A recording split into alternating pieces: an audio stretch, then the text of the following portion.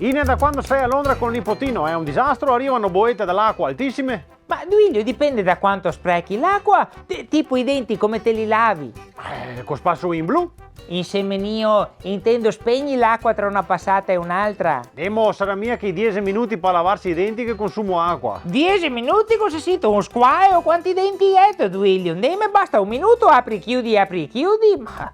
E a lavastoviglie come affetto? E dopo ogni pasto. Quasi a pastiglia dopo ogni pasto, insemenio, la lavastoviglie devi aspettare che sia piena carica, dopo la fai partire una volta, come a lavatrice d'altronde. Beh, qui aspetto che te torni ti. Non avevo dubbi, guarda. Insomma, Duilio, basta delle piccole accortezze, i consumi si riducono, ecco, a meno che non ci siano delle perdite sui tubi. Hai controllato? No, dammi un attimo. Dai. 2 hours later. Ine, ci sei ancora? Sì che ci sono, Duilio, sono libera, il puteose medie.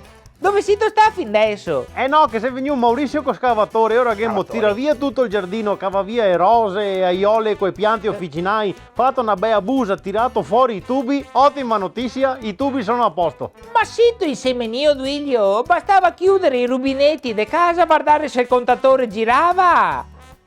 Non avevo neanche a pensarmi, e adesso cosa famo? Adesso ti e Maurizio sistemate tutto il giardino, lasciate solo una busa 2 metri per uno e intanto portate avanti col lavoro. Cosa hai da fare? Copate, Duilio, copate!